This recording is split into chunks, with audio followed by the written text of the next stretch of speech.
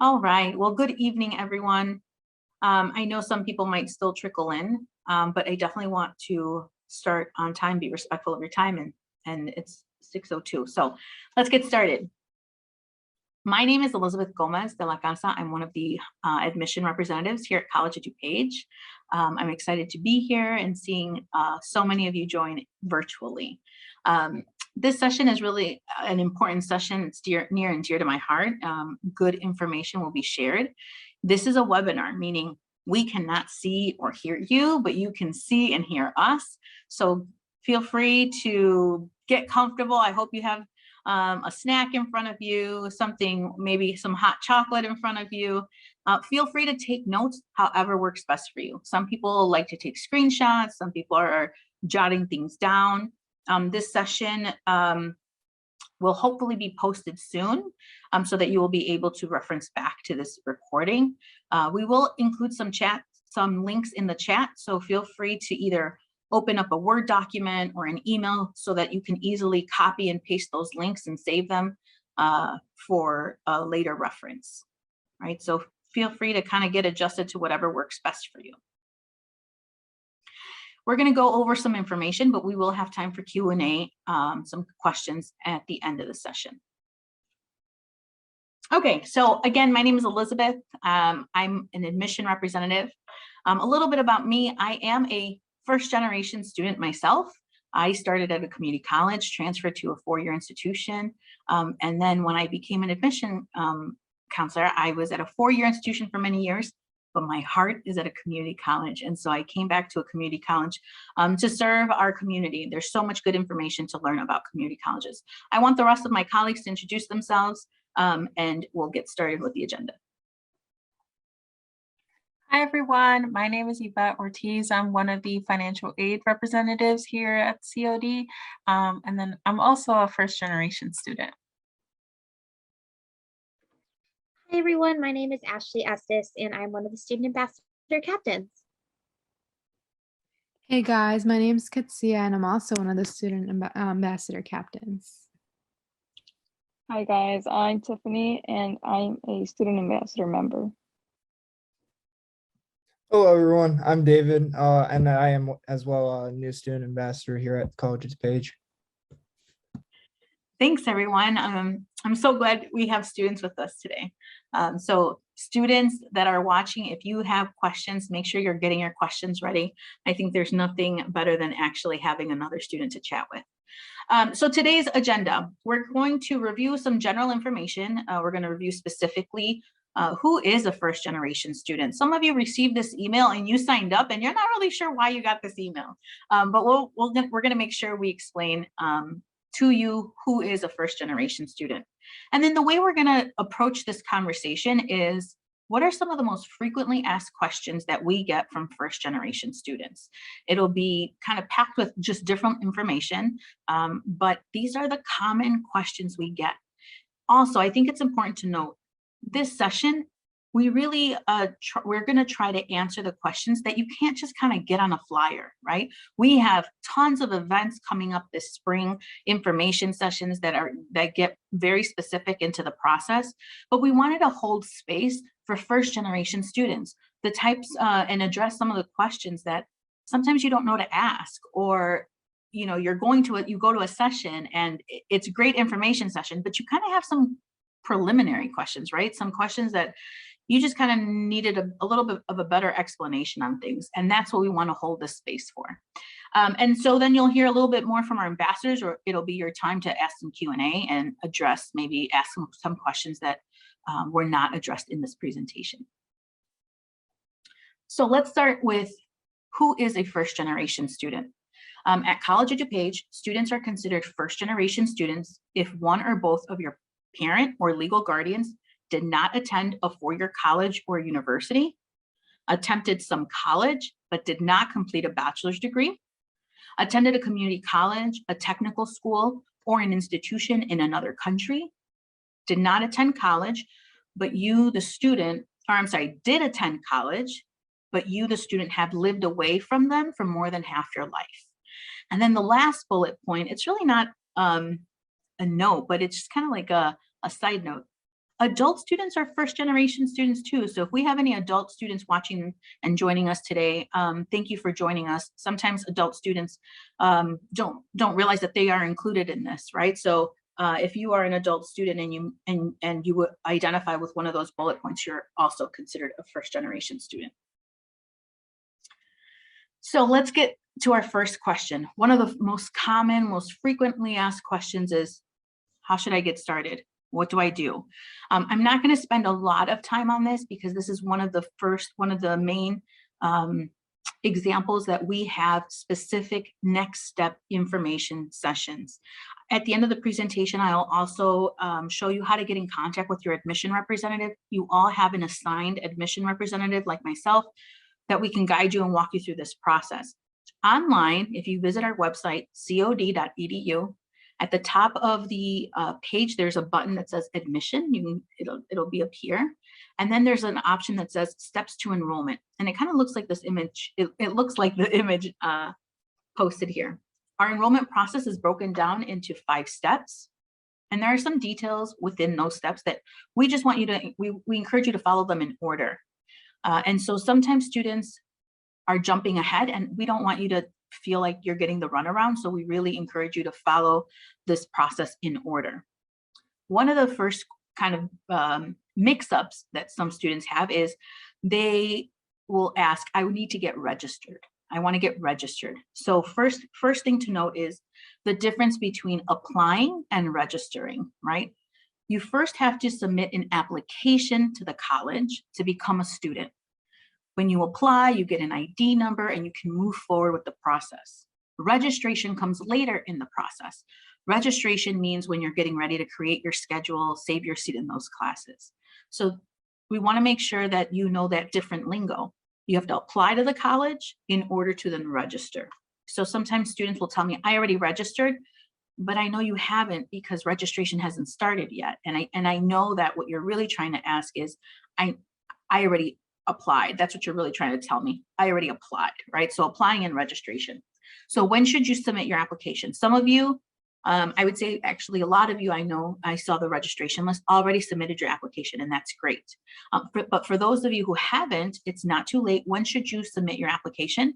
Ideally, about 1 semester before you begin. So if you're starting this fall, next August, fall of 22, you should apply as soon as possible.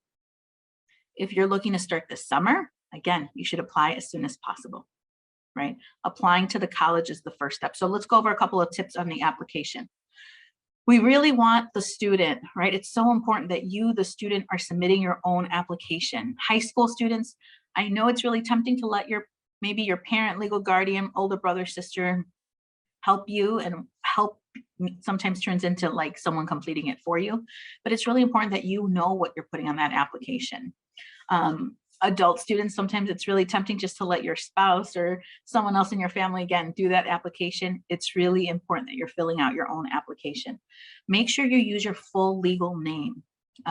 Sometimes students are filling it out really quick and they accidentally, in their first name, put their nickname, right? So Roberts put Bobby's, right? And so don't put Bobby, put Robert, right? That's an example. Make sure your name matches your ID. Make sure you're using your personal email. We encourage you not to use work emails, school emails, because sometimes those emails can get deactivated, they can change, and then you won't be receiving our communication. So make sure you're using your personal email. When you start your application, you're going to create a profile, and then it's going to send you an email to authenticate your account, right? Because there's so much, email communication just went up during the pandemic. It's now another form to protect your information. So you need to authenticate your account. After you create your profile, you're going to get an email requesting that you authenticate. And so sometimes students don't realize that the emails that the initial emails they're getting are actually like going into their junk or spam folder. So I really encourage you to, on a regular basis, and I know a lot of us get a lot of junk or spam, but try to at least keep an eye out on on your junk or spam folder. when you're filling out the application. So for those of you who have already applied, this is still important to hear me out, because if you by chance realize that you should have selected something different, it's okay, it's not too late to change. But now let's talk a little bit about the actual application. So when you're filling out the application, after you've created your profile, the application is going to ask you 3 different questions. The first one is, what's your academic pathway? Think about this as like the general umbrella, the general area of field of study. So you'll be able to select or pick something from business and information technology, career and technical, education, social sciences, STEM, right? So these are general kind of like bucket areas. After you make your first selection, let's just say you select social sciences. Under social sciences, then the second bucket, it'll ask you, what's your intended major? This is where you can get a little bit more specific about what you're looking to major. So if you selected social sciences, what will pop up in the second box is anthropology, economics, political science, psychology, sociology. When you select a major, the third box is going to ask you, what degree or certificate are you looking to pursue? We're going to get more specific about the degrees and the options so that you have a better understanding of how this works.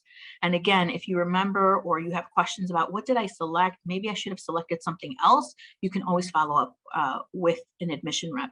You can also see under academic pathway, the 2 bottom options, you may not be able to see them too clearly, but it says transfer or undecided.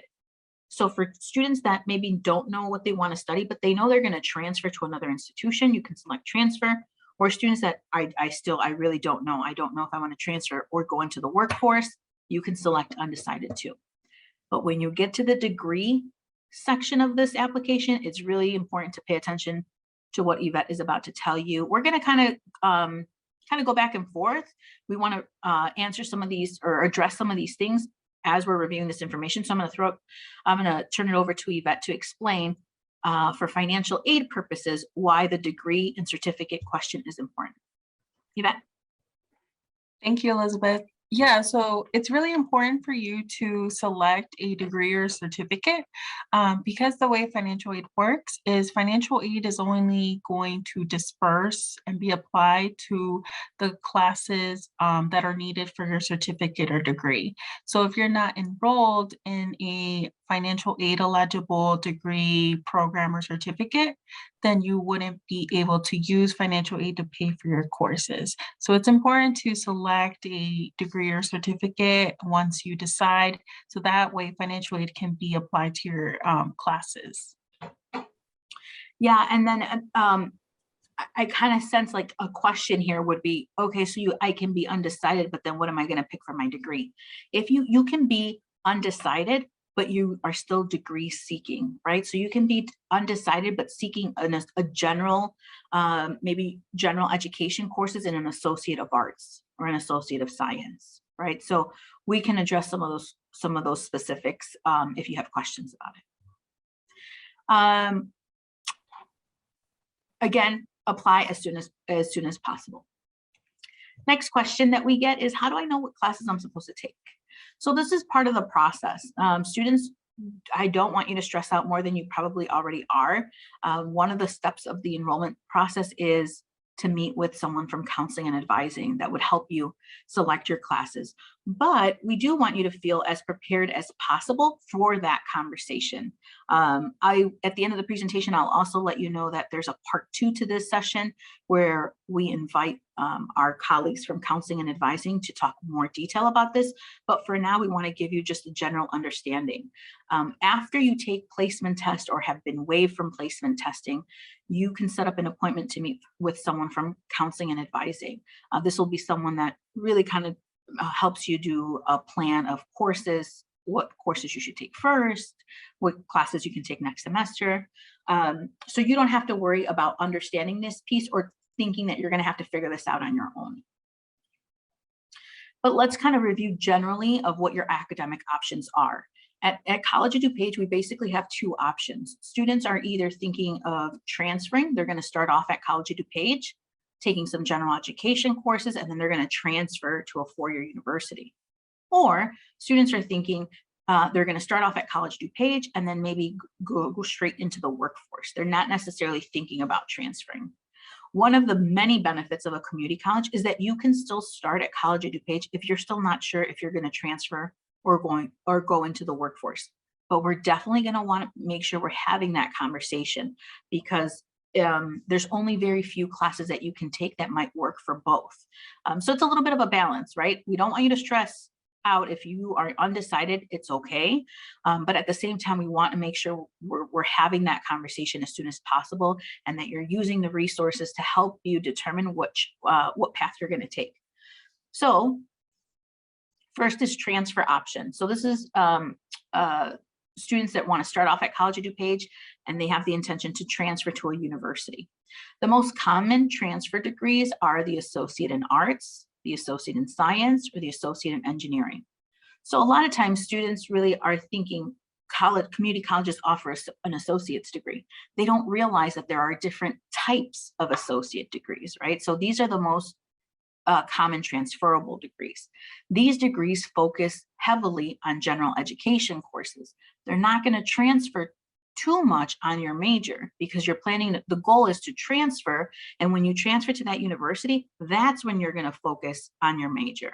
So at College of DuPage, yes, you could take some courses within your major, because we want to make sure that you take those foundational courses, but your main focus is going to be on general education coursework. Now, when you meet with someone from counseling and advising, they will make sure that not only are you taking courses that count as general education courses, but courses that are going to be prerequisites for your major at that future institution, at that future school, right? So some common majors, maybe you're thinking about majoring in biology, STEM sciences, right? Or communications, psychology.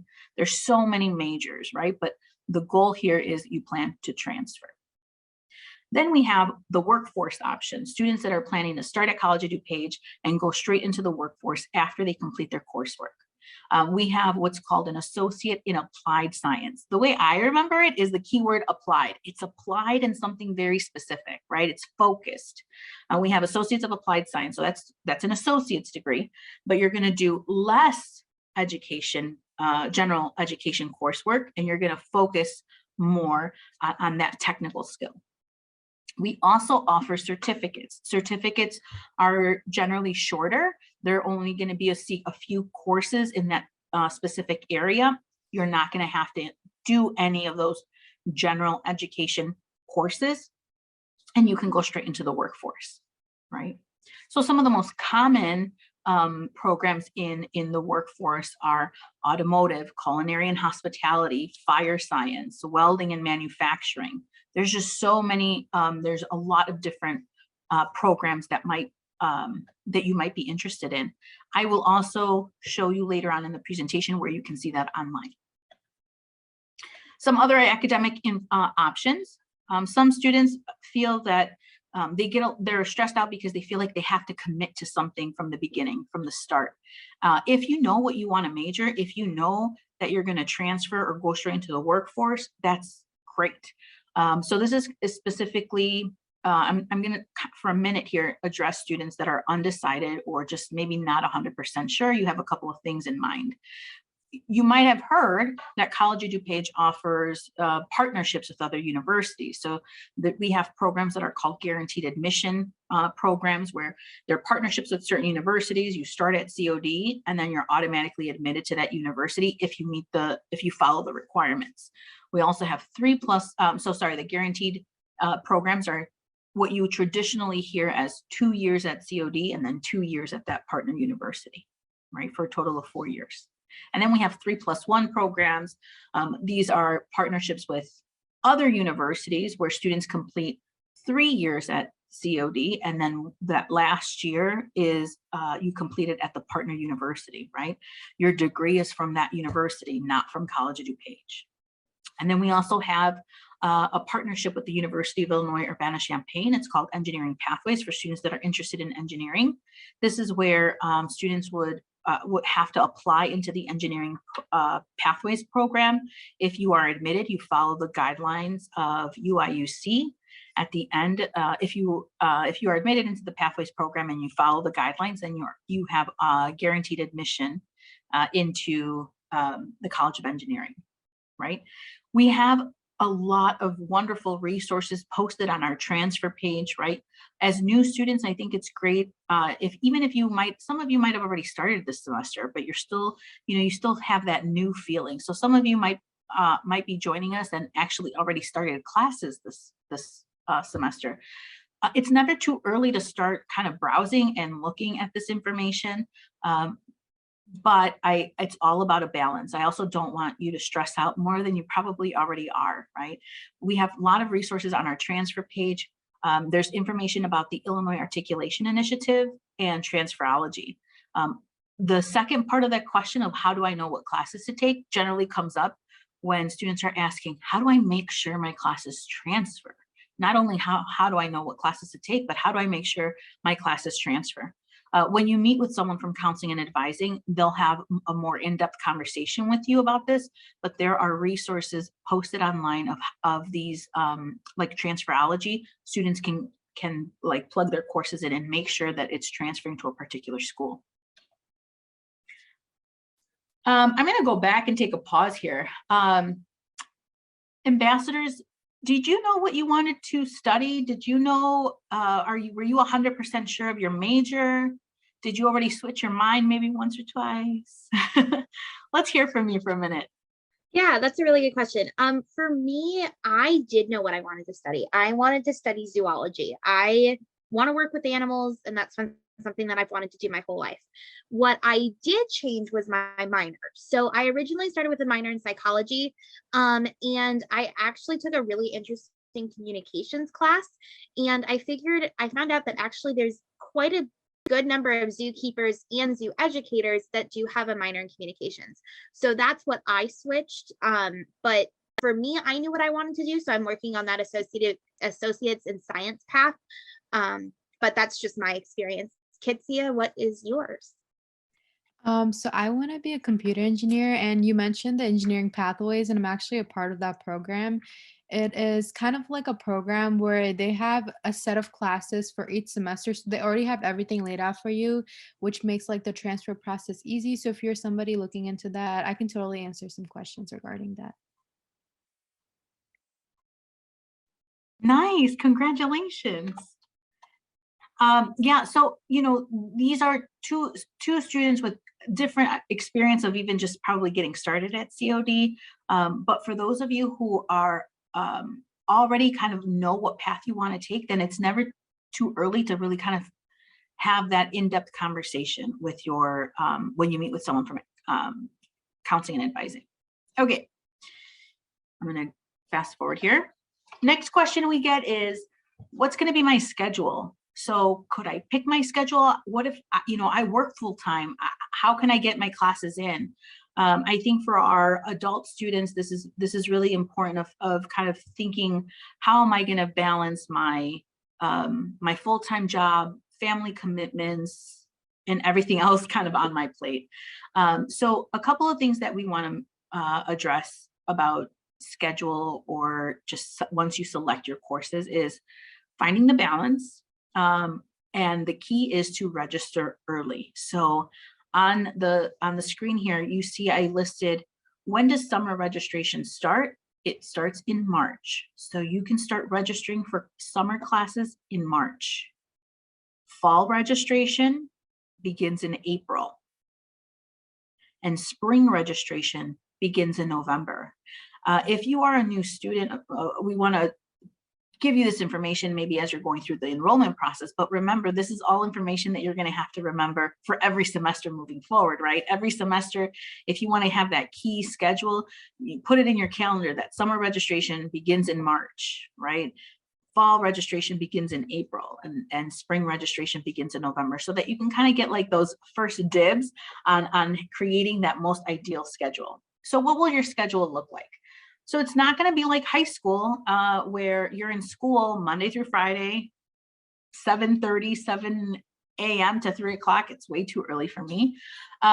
You really are going to be able to create the schedule that works best for you. So on the upper right-hand corner, you'll see a schedule, Monday through Friday, right? This student has class on Mondays. They don't start class until 1 o'clock. They have an evening class at 6:30. On Tuesdays, they have a morning class at 8 a.m. And then it ends at 9:15, and then their next class isn't until 1 o'clock. Wednesdays, they only have one class. Thursdays is the same as Tuesdays. They have one class, morning class from 8 to 9:15, and then they have a break. Their next class doesn't start till 1, and then Fridays, they're free, right? So this is an example that we created because it illustrates a couple of things. One is it's really important that you pause and kind of just think about, how is your daily routine going to change, or how do you need to make it work, right? Like I said, some of you are working, and so you got to make it fit around. So I want you to understand how credit hours work. So every class is given a certain number of credits, hours. It's the same thing, credit hours. You might hear people say credits, you might hear people say hours. It's kind of the same thing. So on the left-hand side, you'll see that speech class is a 3 credit hour class. Math class, let's just say it's a 3 credit hour class. English is also a 3 credit hour class. And history, it's a 3 credit hour class. I kind of did this for easy math here.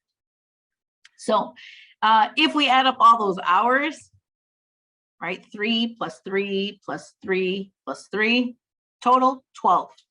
So in college, it's kind of like a job. Are you going full-time or part-time? Anything 12 credit hours or more is considered full-time. Anything 12 credit hours or less is considered part-time, okay? So this particular student is attending school full-time.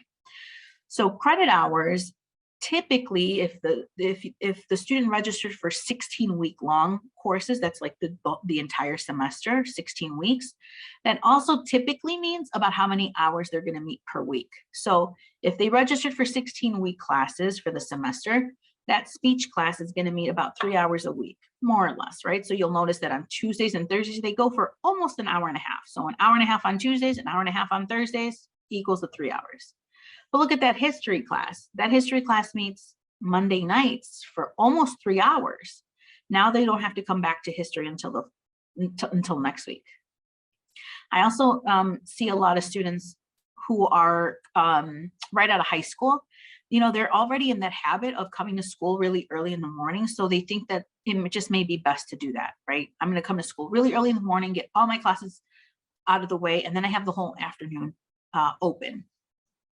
And that might work for some, but I also think that college, and when you're starting college, it's important for you to just take a moment to understand how you learn best, right?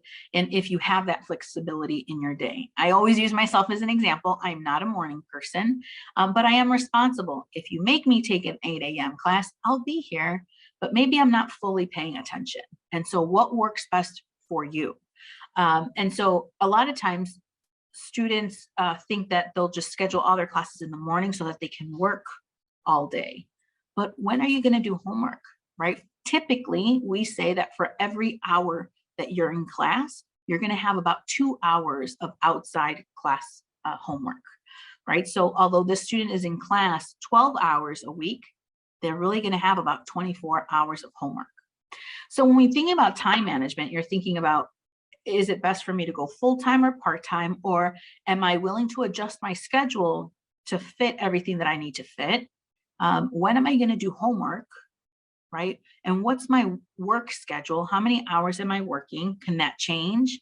Is it going to stay the same? And then finally, I think that this is something, sometimes it's often overlooked. What's your living situation and that dynamic? Sometimes the last place you can sit and do homework is home. There's a lot of distractions. And so thinking about creating a schedule that's going to work best for you for the semester. Ambassadors, tell us about your routine. How did it change? What kind of were you really maybe mentally ready for? Or what was something that it took you a minute to kind of adjust? Can you think of anything? Yeah, I think the funniest thing about this is that we just went back to in-person classes this week, and that has been a little bit of an adjustment, even for me. I am somebody that I have a planner and everything has to be in that planner. I am somebody that I do work multiple jobs outside of school.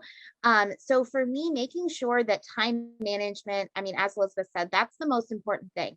So I make sure that I am up pretty early in the morning. I'm up by 6:30. And that does not mean rolling out of bed. That means functional at that time in the morning to try and get some homework done before I go to work. I'm an early riser anyway.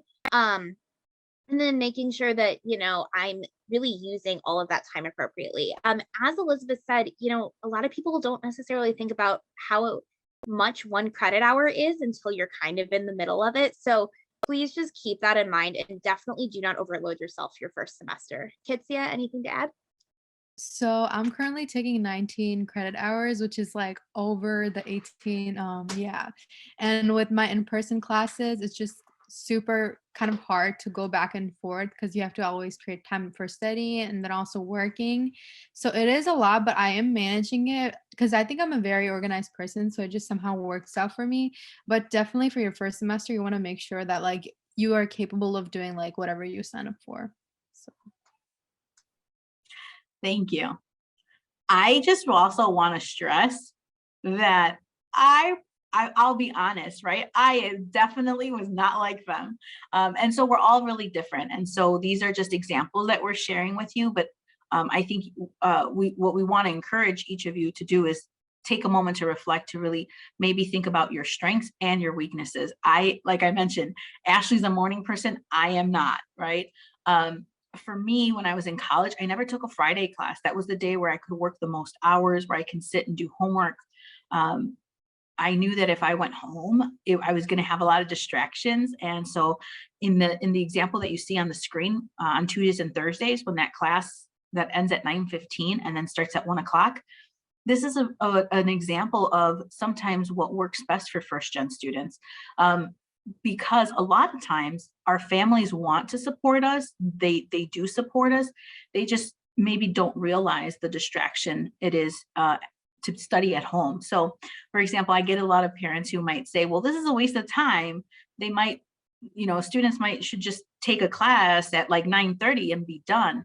But what we do need to talk about is maybe when they go home, studying just doesn't happen. And so students prefer to kind of block out this time so that they can go to our amazing library that has so many quiet nooks and good. It's a good space to concentrate, or they might just need to hang out on campus and sit in the lobby and do homework, right? Because they want to stay in this environment.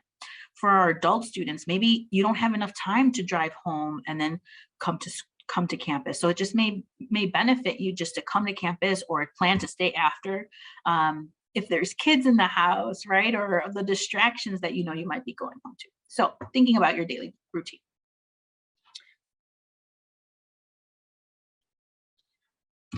How do I get involved on campus is the next topic we want to talk about. Students, sometimes it's a good question because it's so different from maybe what high school was like for getting involved. And for our adult students, maybe it's been some time that you've been on campus. It's been some time that you've joined an extra kind of curricular activity, club, student organization. And so this may still feel really new. It's really important for you to know that we offer so much on campus. And we really want you to think about why you think getting involved on campus is so important and such a crucial part of the college experience. So just to kind of mention a few things on campus, we have an athletic program, an honors program, learning communities, our student ambassador program, which you've met some of our ambassadors today. We have student employment opportunities. We have a wonderful study abroad program, and we have Phi Theta Kappa. So let's talk a little bit about what these are. Our athletic program, you can find all of our athletic programs online. We encourage you to get in contact with the athletic department, or you can contact one of your admission rep to help you get in contact with one of the coaches, just so that you know when kind of tryouts, the schedule, what's happening with the season. Our honors program, some students, really are worried, or they want to make it a point to kind of keep their academic rigor while they're at the community college, so that when they transfer, they can really kind of show that rigor from their community college coursework. So we have an honors program. Learning communities, I think learning communities is so cool, and I wish there was something like this when I was in college. Learning communities is where 2 or more professors kind of come together and create like a theme of the class. So there's 2 examples on the screen, learning communities. This is for this semester, this is happening this spring. For example, there was a class with the theme Justice for All, Social Psychology in the Courtroom. These are 2 general education courses, so you don't have to be majoring in these things, but it's a criminal justice class and a psychology class combined, right? So you're getting credit for each class, right? You have a professor from each class. On your transcript, you're going to get a grade from each class, but these professors are working together to like co-teach on this theme, if you would. So this class explore how social psychology and aspects of the courtroom environment are integrated. Super interesting. Another course is for honor students, our Earth, our species, and ourselves, right? This is a biology general education class along with our speech class. They have different subjects. They have different classes every semester. So you might want to look out for this while you're at COD. This is a great way to get connected and build community because it's the same students in each class, right? So you're around each other more. For some students, you might be worried of how am I going to make new friends? It's a big place, right? This is a great way to get connected to the community. We also have our study abroad program. We consistently, our study abroad program has won several awards for being one of the best, for having the best study abroad opportunities for a 2-year college. We have partnerships, so exchange programs already set up, but they can also help you plan a study or an exchange program, even if we don't have a specific partnership lined up. Especially now with some of these travel restrictions being lifted, we really are excited to hear about study abroad coming up again in the future. We have our Phi Theta Kappa, which is a national honor society for 2-year colleges. Phi Theta Kappa is a great opportunity, and kind of is a new, it's really another way to have access to scholarships. So based on your GPA, if you meet the requirement, you will receive an invitation. There is a fee or a due, right? I would encourage you, if you are invited to be part of Phi Theta Kappa, or you might hear it as PTK, definitely jump on. It's a great way to be connected with other PTK students, but also, again, the national organization offers scholarships for students that are looking to transfer as well. On the screen, you see the picture of the food pantry. Our food pantry on campus is led by our PTK program, right? And then our student employment, finally, our student employment and student ambassadors. We are so lucky. The Office of Admission is lucky to work directly with our student ambassadors. Our student ambassadors represent the college. They help us with events on campus. And it's a great way to get connected and really be the face of the college, right? And I know our student ambassadors also work really closely with student life and other student leadership.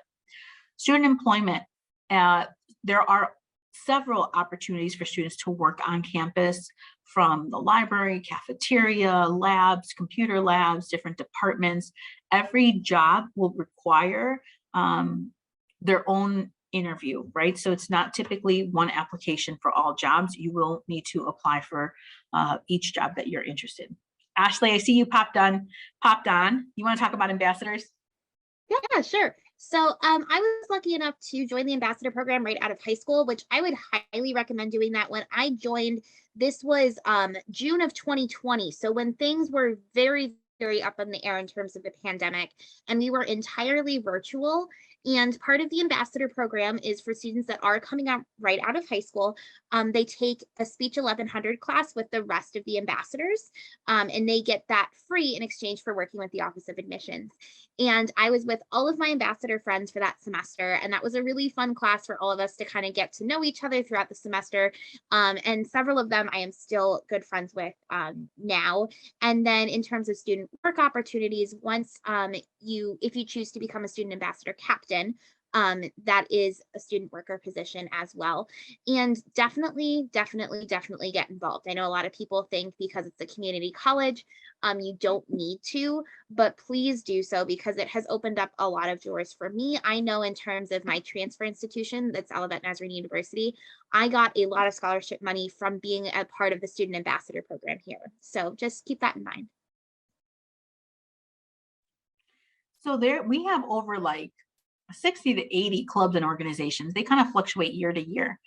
We have some clubs and organizations that are based on interest, hobbies, and then we have student clubs and organizations that are based on academic program. So for example, there's a nursing club, a psychology club, an engineering club. So getting involved means probably something different than that kind of like single narrative that we all kind of have in our mind, right? We kind of think of clubs and organizations just this one way, and we don't, a lot of times students don't realize that at the college level, it's really opens up doors. One thing I want to mention about why it's important to get involved. A lot of times students forget that at the end of your career at COD, whatever's next, whether it's you're transferring or you're applying for a job, most applications will ask for either a letter of recommendation or references. Most students have, if you're working, you'll have your employer, your supervisor, your boss, your manager that you could ask for a reference. But a lot of institutions ask for letters of recommendation from a professor or from an advisor, right? Being involved, getting involved is a great way for someone not only to support you, right? That we get to know you, we get to really kind of see all your successes, but we're also here when things are not so hot, right? I think sometimes we talk about all the good, which is really good, but when you get involved, if something kind of goes wrong, the more connected you are to us, the more comfortable you're going to be to reach out and ask for help. The more comfortable you're going to be to say, I don't know what to do. Like, this is what's happening. Can you direct me to someone? And so a lot of times students that use the community college to come to class, they take their class and then they're off. We know you have so much to do. You have so much on your plate. Find a way, whether it's a club organization that meets once a month, right? Very, very low commitment, or weekly. Find what works best for you, but it's a good way to connect with someone. And that also if you need a letter of recommendation or a reference in the future. Okay, start thinking of your questions. We're kind of wrapping up. We still have some stuff left, but I know that you might have questions. We're going to shift gears here. Our next most frequently asked question is, what are my payment options? What's next, right? How am I going to pay for this? So we're going to go over a couple of things, but we know that you might have specific questions. First things first, I would encourage you to follow our financial assistance office on social media. You can find them on Facebook or Instagram. Oh, they're always posting really great reminders or what's coming up, right?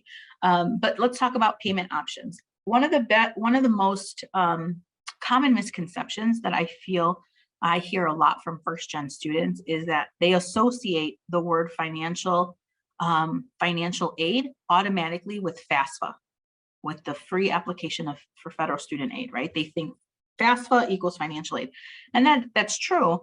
But the FAFSA is a type of financial aid, right? So we want to kind of cover all of your options, and I'm going to ask. Yvette's going to jump on, and Yvette, please jump in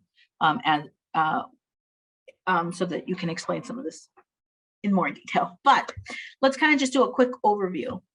Tuition. How do you calculate tuition? What's going to happen is tuition is based on how many classes or how many credit hours you take. Our tuition for in-district students, students that live within DuPage, the 502 district, DuPage district, it's $138 per credit hour, right? If you live out of district, you can still attend College of DuPage, but your tuition will be $325 per credit hour. Some of you may not realize that there was a difference in tuition if you lived in or out of district. And the reason why it is that way is based on where you live, a portion of your tax dollars have gone directly into your local community college, right? So when students say it's so cheap to go to a community college, it kind of makes me, cringe a little, because it's not cheap, right? Your families and you and your families have invested lots of money into your local community college. So if you kind of just want to get a general idea, one semester full-time for a student that lives in district, remember full-time means anything 12 hours or more, is about $2,070. So 1 year, which is 2 semesters, ends up costing about $4,140, right? This is tuition. It's not include books, fees, transportation, food, right? So you might hear this explained as direct cost and indirect cost. Direct cost means you're going to get a bill for it. Direct cost, you're going to get billed. Indirect cost means here are all these other expenses coming your way, but you're not necessarily going to get a bill for it, like books, transportation, right? If you are driving to campus, you might realize that you're going to have to fill up, the car of gas a little more often than maybe you are now.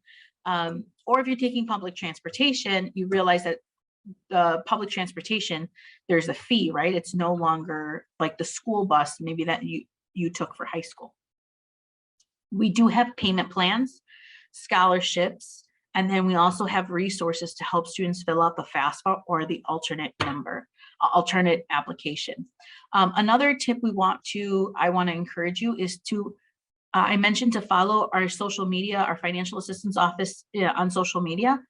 I would encourage you to follow other institutions. If you're a transfer student and you might maybe already know what transfer school you're looking into, start following them. A lot of times they post scholarship opportunities. I posted a couple.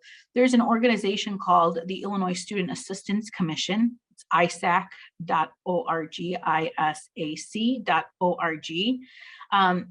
It's a state organization that helps students and their families complete the FAFSA, the alternate app, but they also post lots of information about scholarships. So you'll see on the screen, I just snapped a picture of something they posted on their Instagram. There's also organizations that might be specific to majors. So for example, the Golden Apple organization is for those going into education, right? They'll always post opportunities also on their social media. So you might want to start following those.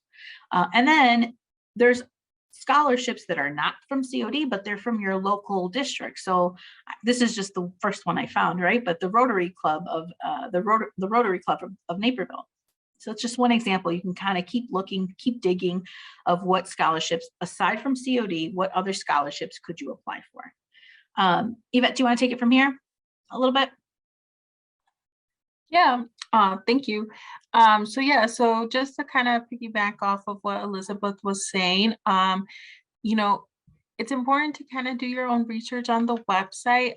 So on the website, there's a lot of really good resources available. On our website, we have available our financial aid webinars that we do.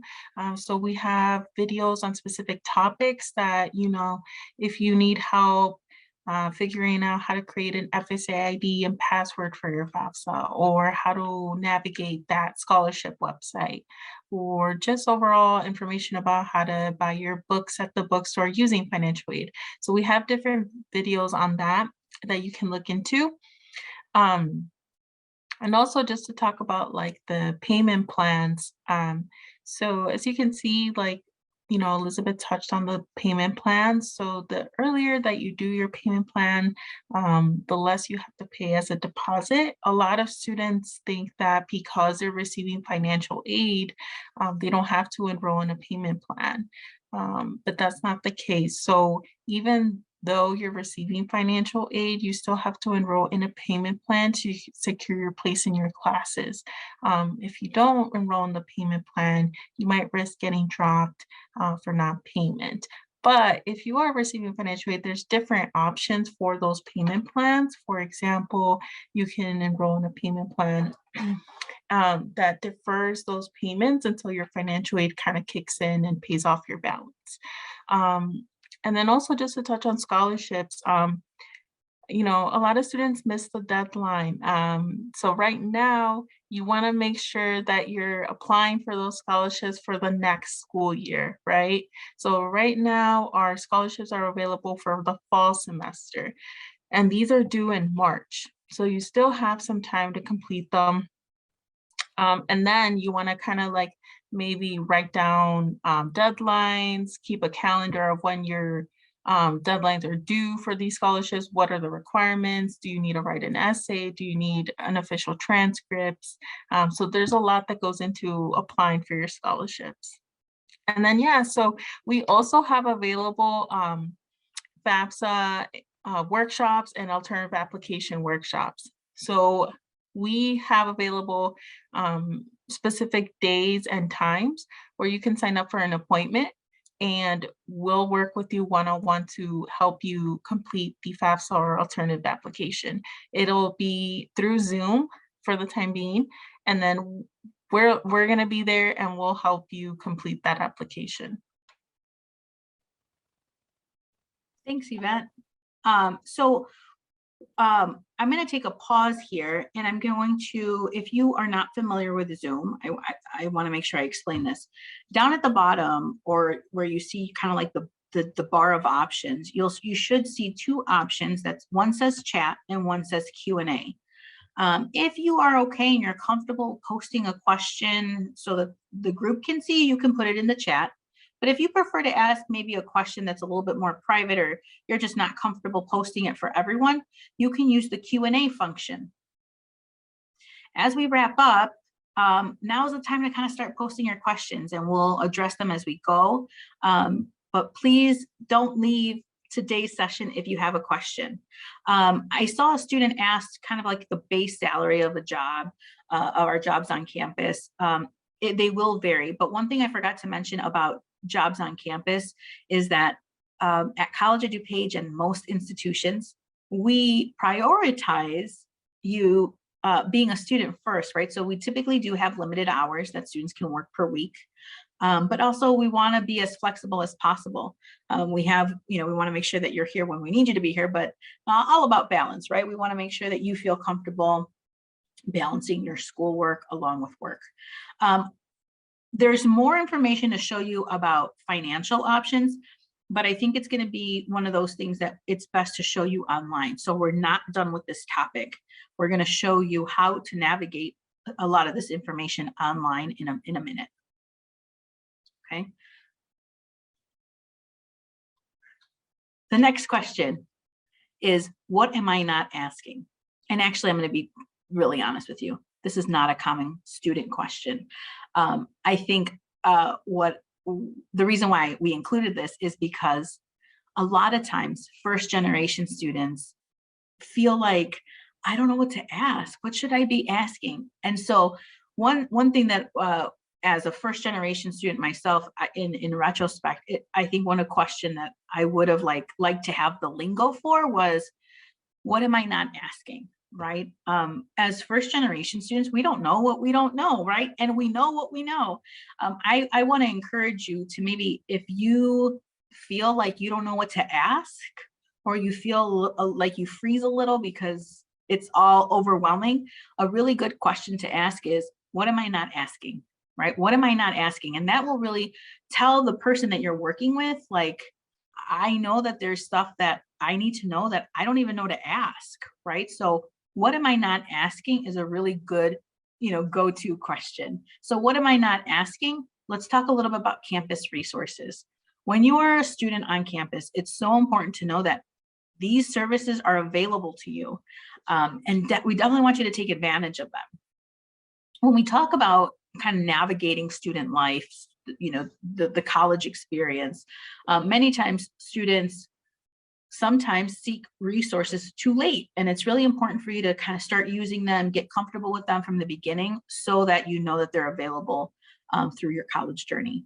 I also talk to many of my students about sometimes they feel like they are lazy, or they'll say, I just really need to get together. I'm just such a procrastinator, right? And we describe ourselves sometimes like in this way, when in reality, right, you assume that you procrastinate, right? This is the picture on the lower right-hand side, right? You assume you procrastinate, sometimes students, right? And I've been there, that we procrastinate because we're lazy, and in reality, it's nothing to do with it, right? We might actually procrastinate because it's fear. It's a new world. It's something new, and it can be a little intimidating. We don't know where to start, right? Or I see a lot of the students I work with are perfectionists, right? They really want to always put the best work in. And so that may procrastinate them from starting, right? You're stretched too thin. We know some of you have multiple jobs, right? You have other responsibility, commitment, stressors in your life. And so it's really honest to stay honest about it, of why are you procrastinating? So let's talk about some of the resources. So access and accommodations. If you had an IEP or a 504 in high school, or you are an adult student and you later in life were diagnosed with a disability, our access and accommodation office is here to support you. When you go on their website for access and accommodation, there's a button that says request accommodations.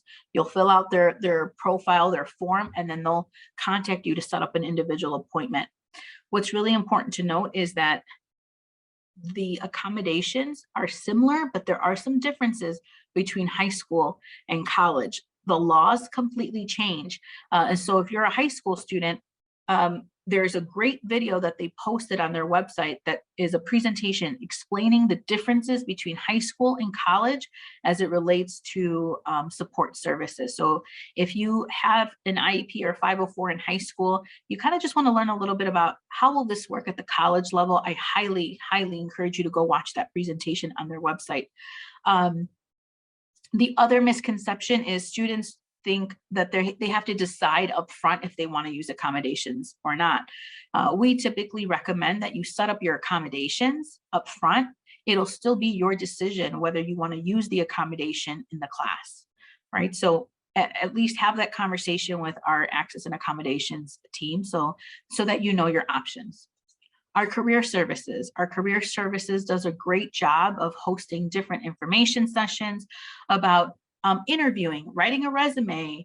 They had one about setting up your LinkedIn account. If you don't know what a LinkedIn account, it's kind of like the Facebook for professionals, right? This is where a lot of people go and try to find people to hire. So, you know, it's a professional platform. And so how do you create and how do you set up your LinkedIn to connect with people?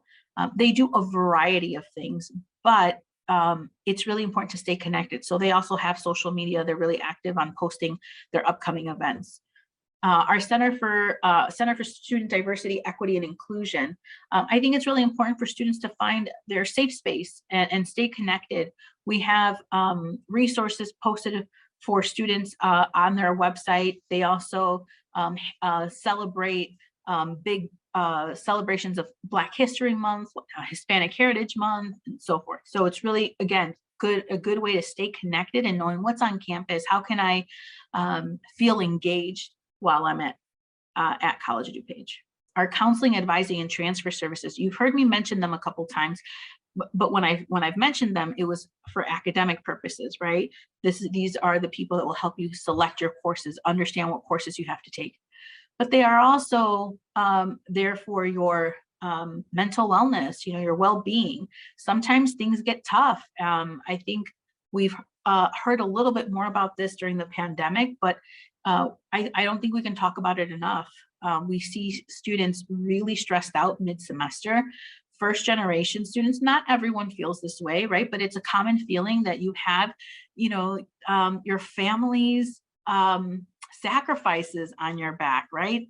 If you're first gen, new to the country, right? You're the first in your family to go to college in this country. Many students think about, you know, the sacrifices that your family's made to come to this country, and you're going through school, having that pressure.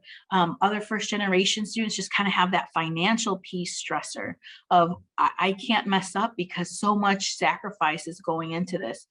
Those things add up, right? And so it's important for you to know that resources are available. One of the counselors in counseling and advising host a first gen meetup group. So for current students that are here at College of DuPage, it's just a good way to connect with someone. We see students sometimes just want to connect of, what am I missing? Like, is there something that I need to know, or what should I do? This is what I'm kind of going through. So it's just a good way to connect with another department.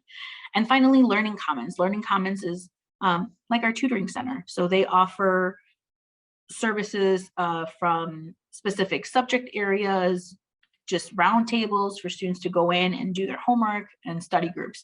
They were also very active during the pandemic virtually. So there's lots of ways to stay connected, whether it be in person or virtually. So I see some questions coming up.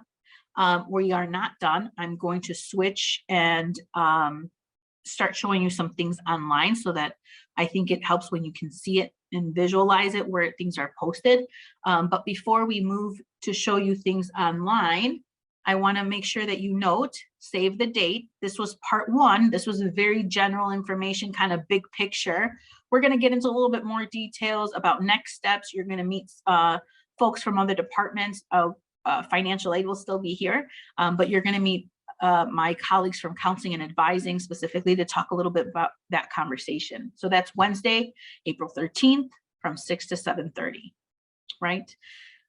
I'm going to stop sharing my screen for a second. Ambassadors, that last topic, you know, was pretty heavy about resources. Can you address maybe how do you navigate your personal and academic and everything going on? And in the meantime, I will answer the questions that are in the chat box. Awesome. Yeah, there's one in the Q&A and then one in the chat. So one of the things that at least I wish I kind of did earlier on was getting help before I thought I needed it. The counseling or the tutoring services on campus are amazing. I would highly recommend you take advantage of those.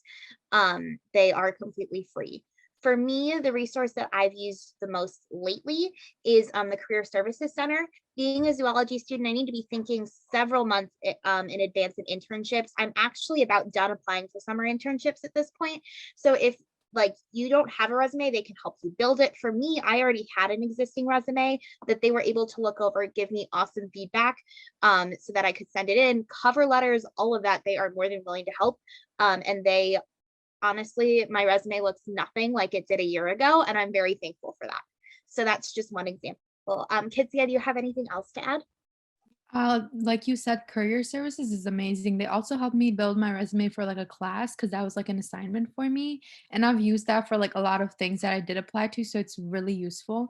And like she said, the Learning Commons is a great opportunity for you to just get help regarding any subject. Like for me, I'm taking a programming course right now, which is kind of gets complicated when it comes to like, you know, the minor details. And sometimes I need help, like just somebody to look over like a new perspective.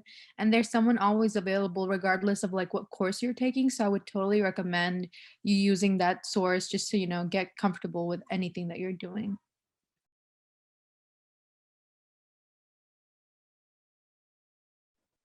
Awesome. I'm trying to think if there's anything else that we can add.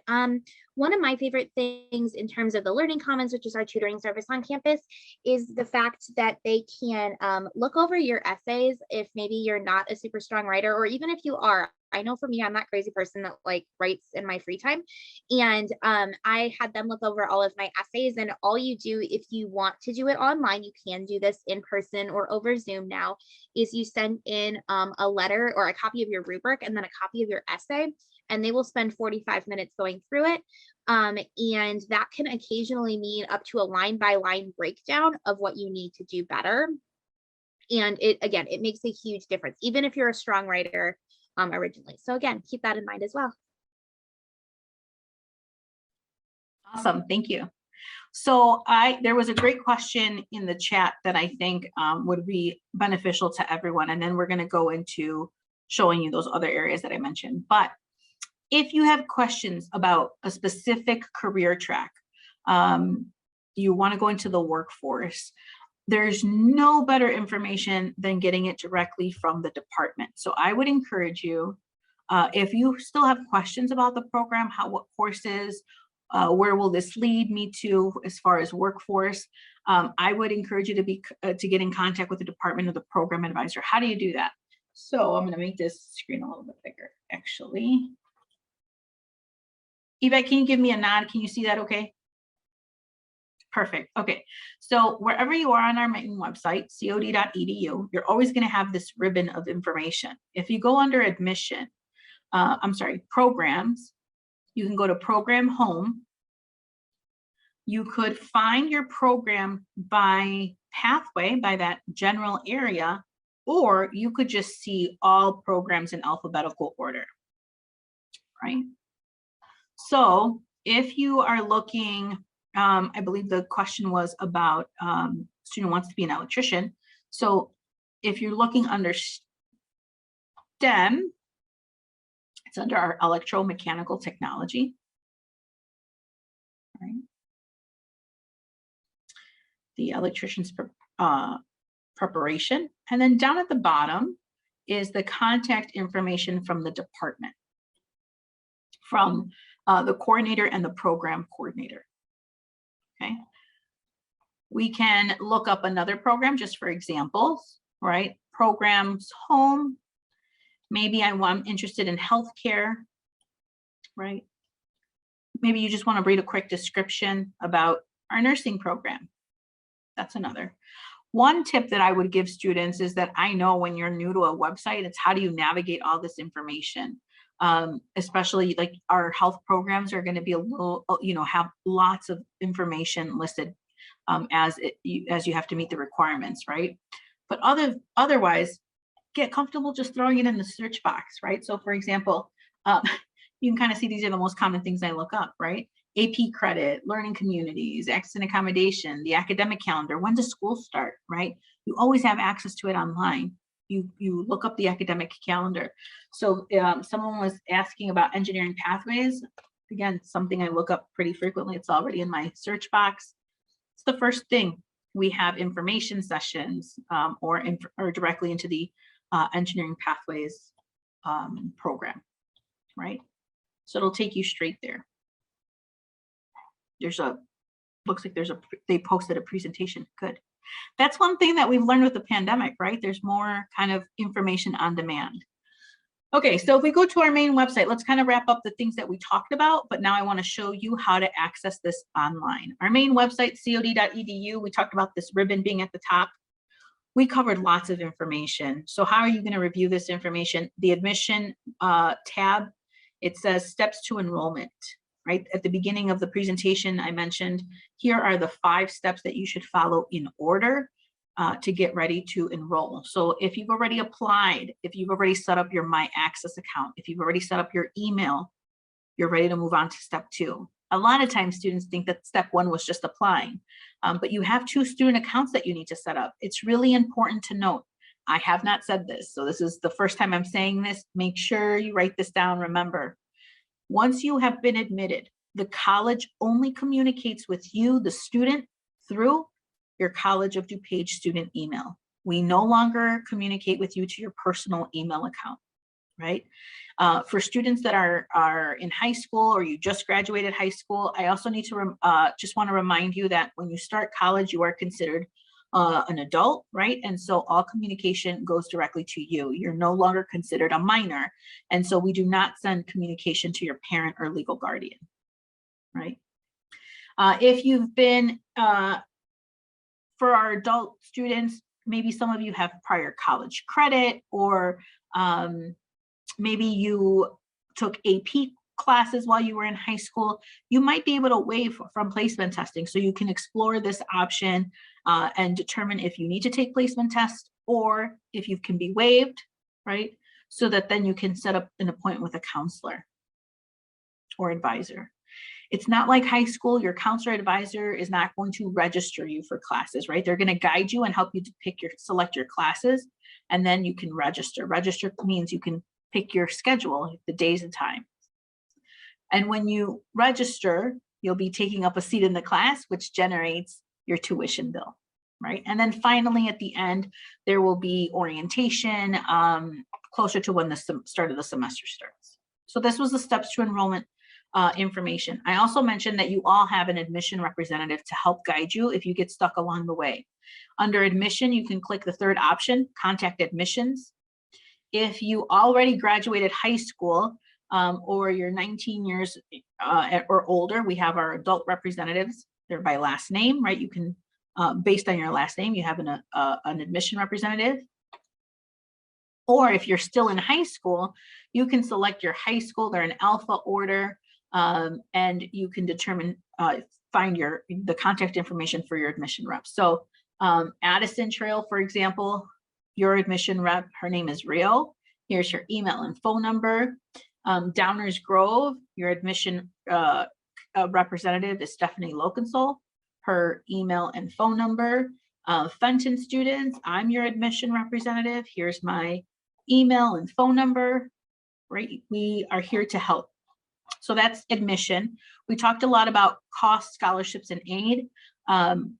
I think there's so much good information, so please review this at your pace, right? But if you go to click on the main homepage of the our student financial assistance, there's a lot of general information. We had some emergency funding that was available in this past year due to the pandemic, and so this is just a good example of you have to be on the lookout. Check your email. Students that received that email that kind of moved forward were eligible for that. Unfortunately, that application has closed, but it's a good example of why it's important to know where to look for information and to check your student email. If you need help filling out either the FAFSA or the alternative application, you can click on this button, FAFSA Help. So for the FAFSA application, that stands for the free application for federal student aid. For the FAFSA, students have to be a US citizen or a permanent resident. And then there's the alternate application. This is especially beneficial for undocumented students. If you are not a US citizen or a permanent resident, there are still some guidelines, some requirements. This application is not a federal application.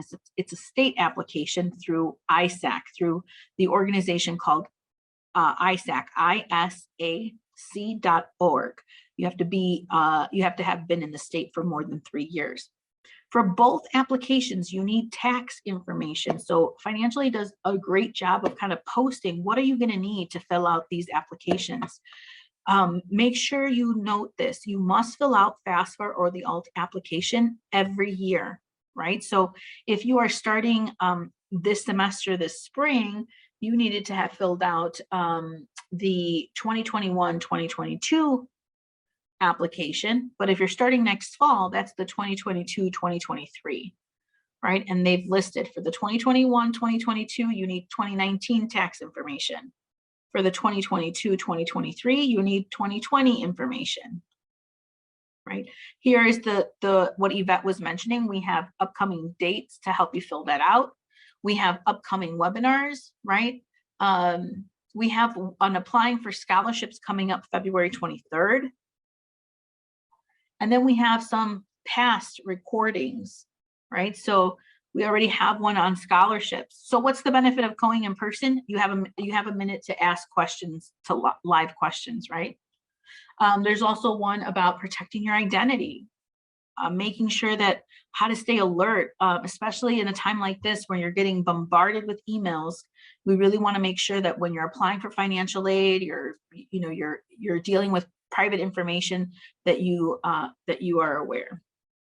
Yvette, can you talk a little bit about just the requirement to stay in good academic status? I think that's an important topic to talk about. Yeah, so it's important to stay in good standing with financial aid, which means you're meeting the 3 requirements. So that means you have at least a 2.0 GPA, you have a 67% completion rate, and you haven't exceeded the maximum credit hours needed for your program or degree. I'm sorry, I was gonna say, we actually had an event today about the satisfactory academic progress. For some reason, I was thinking it was next week, but we still have it available on our website. It's important to stay in satisfactory academic progress and stay in good standing, because if you don't meet all 3 of those requirements, if you only meet 2 and now you're not meeting one of them, then you are at risk of losing your financial aid. You do get notified if you're on warning status. We let you know, hey, we noticed that your GPA dropped below a 2.0, or you're pretty close to that 67% completion rate, but not quite. We let you know you're on warning and you still have time to, get back into that good standing. However, if you don't get into good standing with financial aid, then you do risk losing it. But you would still have the option to complete an appeal form, and then a committee would review it and then notify you if you can still receive financial aid for a future semester. Thanks, Yvette. So again, I just want to show this. Someone was asking, so where do I go if I need help? Under the first tab, virtual FAFSA completion websites, sessions, whether you need help filling out the FAFSA or the ALT application, you can sign up. The next one coming up is February 22nd. If you are an undocumented student, you want to know if you qualify for the alternative application, the website is called ISAC. ISAC.org, and we'll put it in the chat in a second. Right. Again, if you go to Cost Scholarships and Aid homepage, I want to show you, this is how I got there, FAFSA. But here is also Student Work Program, Employment on Campus, our scholarship page, and our payment plans. I really wanted to show you the payment plan. Our fall payment plan is not yet posted, but we can use this spring semester as an example. So spring registration starts in November. I put those 3 terms, remember, and I wanted you to note that because it's not just about this first semester starting, but how to plan for the future. So spring registration started in November for January classes. Students that registered early had the opportunity to put down a $10 kind of deposit, if you would, and then divide the rest of their tuition into 6 payments or 5 payments. And this is what kind of Yvette mentioned earlier, like you're giving time for financial aid to kick in, right? Some students that have been processed for financial aid, you may not have to put the full $10 either. But students that wait well, I almost knocked out my computer. Students that wait till the last minute, we still, we know that you're going to be okay. You can still register, but now maybe some classes are full. You're not kind of get first dibs on your schedule, and your payment options have also changed, right? The later you wait, now you have to put down a percentage. So in this case, you would put down 20% of your deposit. Students that waited until after January, they had to put 20% down, and then the rest got divided into 4 payments. If you waited till February, because we have late start classes that start in February or March, now they had to put down 25% down. So I don't think I mentioned that the semester has 16 weeks. We also have 12 weeks, 10 weeks, and so forth, but they all end at the same time. They all cost the same, right? But they're just the ones that have our later start are a little more intense, right? Because you're putting 16 weeks of information down into a few weeks. But some late start classes or 8-week classes work really great for our adult students, because what they'll do is they'll take maybe one class the first 8 weeks of the semester, and they're just concentrating on that one class. When that ends, they'll take another class the second 8 weeks of the semester, and they're just concentrating on that one class. And at the end of the semester, you knocked out 2 classes. So for our adult students that are working full-time, they're managing multiple things. Sometimes those 8-week classes work out perfectly for them, right? Okay, so I'm going to address some of the questions, but I think you're asking some really great questions that might be good for the group too. So if you ask the private question, I'm gonna address it in an anonymous way. Oh, Ashley, do you want to talk about? I see that you posted something on the chat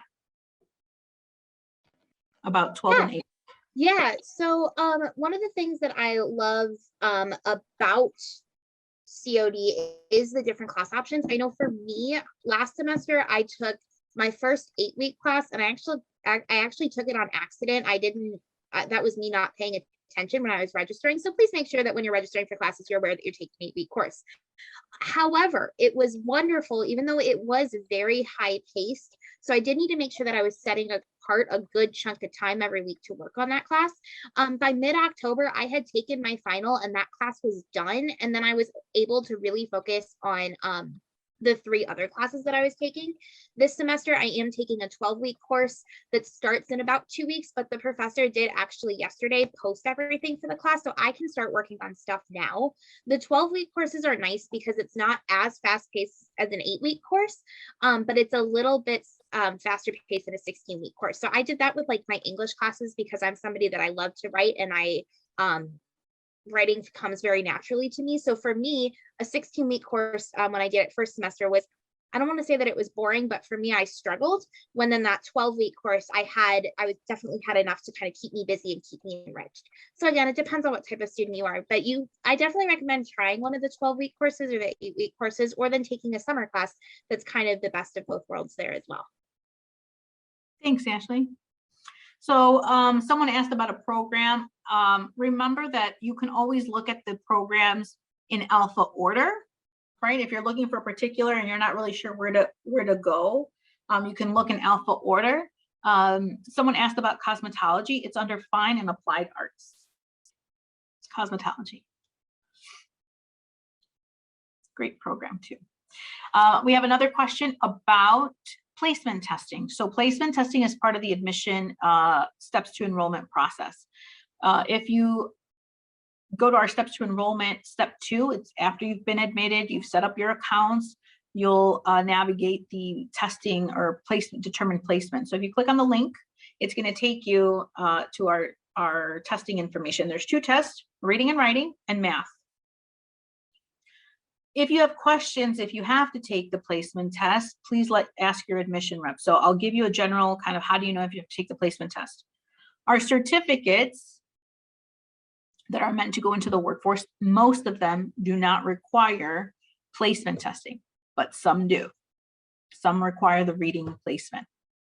If you are an adult student and already have previous college credit, you may not, most likely don't need to take placement testing, but it all kind of depends, right? So if you click on the reading and writing, it breaks down how you can potentially be waived from testing. So for example, students who are non-native English and have completed 0 to 7 years of schooling must take the KITE placement testing.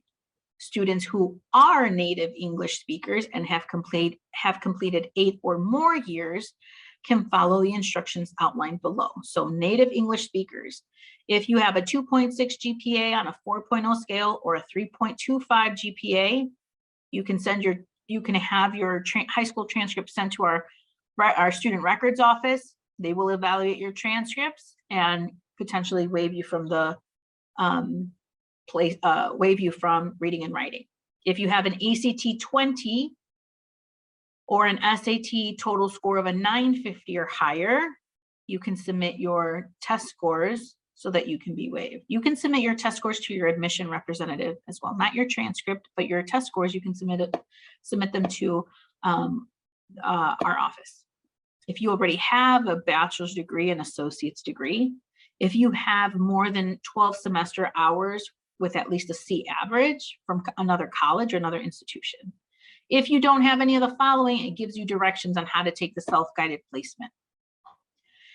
If you are a non-native English speaker, again, lists some of the same, but a little different prerequisites, right? If you have a TOEFL, ACT, right? Some college credit, but it also gives you 2 websites, 2 links to practice, right?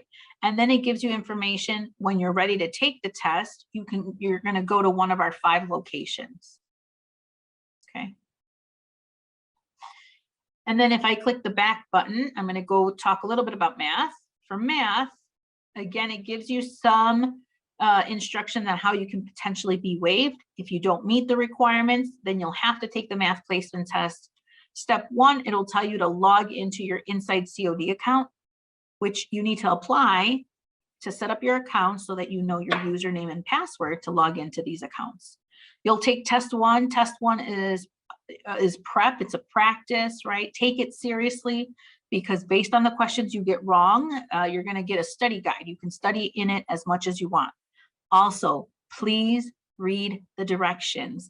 You can do this at home. It's not timed, it's free, but the directions say to use the calculator that's available on the platform, because you can't use a calculator on every question. And so what happens is students practice on this for this test using their own calculator, and then they feel very underprepared or unprepared, because when they get to the test, they realize they can't use their own calculator. You have to use a calculator that's provided on the screen. So make sure you're testing, you're practicing, you take the practice test seriously. If you have AP credit for math, you need to submit those AP test scores as well. Or if you're currently in an AP class, the score doesn't get posted until the end, then you can just let us know or send us at least a copy that it's in progress, right?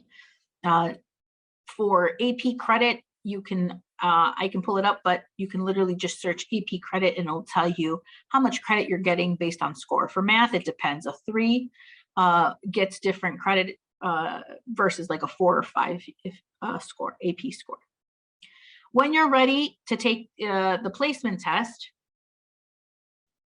after you've done the test 1, step 2, now you're going to take test 2. This is the one that's officially scored, right? You'll read through the guidelines, and then again, it'll ask you to go to one of the 5 testing locations. So if you click on the 5 testing locations, we have different centers around our district. So Glen Ellen is the main campus, but I would encourage you to go visit our centers, especially if you live closer to one, or if you work closer to one, you just happen to drive by one. Our centers are a really great resource for students. Not all classes are offered at all centers, but especially if you work or live closer to one, I would encourage you to always check, are any of your classes available at your centers? But you can click on just to see all locations and the hours for all the centers. You'll see Glen Ellen, Addison, Carroll Stream, Naperville, and Westmont.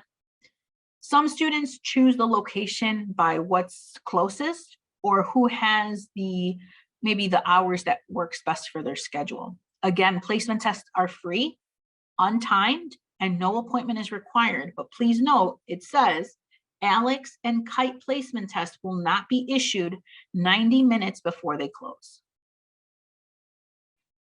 Right? So I hope you can see that.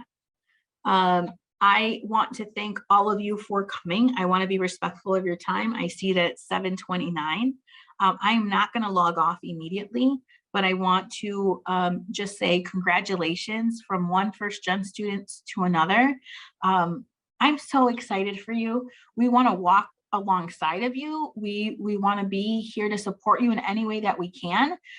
So please keep asking questions and keep attending these sessions. Thank you for making the time to join us tonight. If you have any questions, please put them in the chat. I will get to them. Otherwise, we hope to see you in person sometime in the future. My name is Elizabeth. I'm one of the admission reps, and today with me joined me Yvette Ortiz from our student financial assistants and 4 of our most fantastic student ambassadors. Thank you so much for coming. Have a good night, everyone.